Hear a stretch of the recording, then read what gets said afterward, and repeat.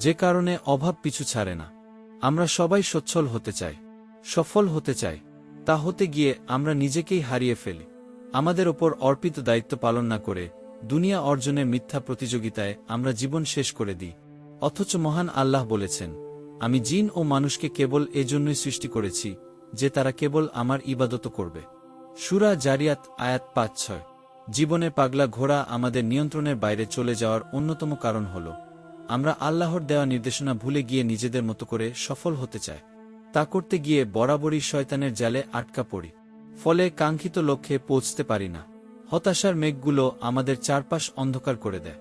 এর থেকে উত্তরণের পথ আল্লাহর কাছে ফিরে আসা, তার ইবাদতে মগ্ন হয়ে যাওয়া, তার সাহায্য প্রার্থনা করা। কারণ তিনি ছাড়া আর কেউ হতাশা দূর করতে পারবে না, সফলতা এনে দিতে পারবে না। আবু হুরায়রা থেকে বর্ণিত, রাসূলুল্লাহ বলেছেন, মহাপবিত্র আল্লাহ বলেন, হে আদম সন্তান, আমার ইবাদতে মগ্ন হও। আমি তোমার অন্তরকে ঐশ্বর্যমণ্ডিত করব এবং তোমার দারিদ্র্য দূর করব। তুমি যদি তা না করো, তাহলে আমি তোমার অন্তর হতাশা দিয়ে পূর্ণ করব এবং তোমার দারিদ্র্য দূর করব না। ইবনে মাজাহ হাদিস ৪১০৭।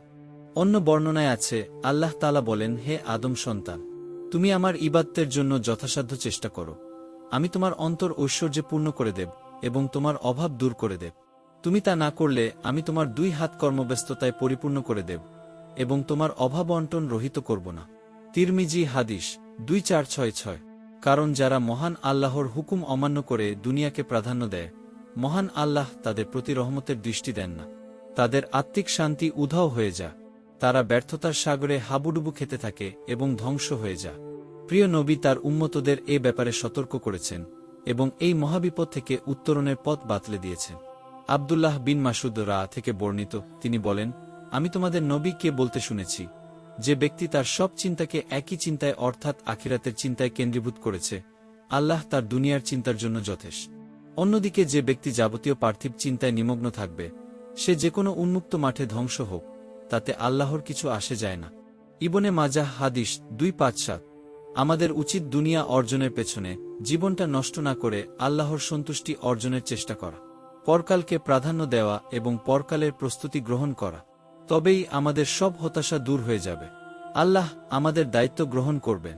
ফলে আমাদের জীবনে স্থিরতা ফিরে আসবে এবং উভয় জাহানের সফলতা অর্জন হবে।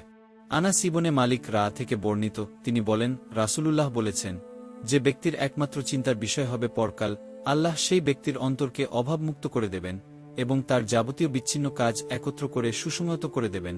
তখন তার কাছে দুনিয়াটা নগণ্য হয়ে দেখা দেব। আর যে ব্যক্তির একমাত্র চিন্তার বিষয় হবে দুনিয়া, আল্লাহ তাআলা সেই ব্যক্তির গরিবী ও অভাব অন্টন ২ চোখের সামনে লাগিয়ে রাখবেন এবং তার কাজগুলো এলোমেলো ও ছিন্নভিন্ন করে দেবে। তার জন্য যা নির্দিষ্ট রয়েছে, দুনিয়ায় সে এর চেয়ে বেশি পাবে না। তিরমিজি হাদিস ২৪৬। মহান আল্লাহ আমাদের সবাইকে হেদায়াত দান করুন। দুনিয়ার মরীচিকার মোহ ত্যাগ করে পরকালকে প্রাধান্য দেওয়ার তাওফিক দান করুন।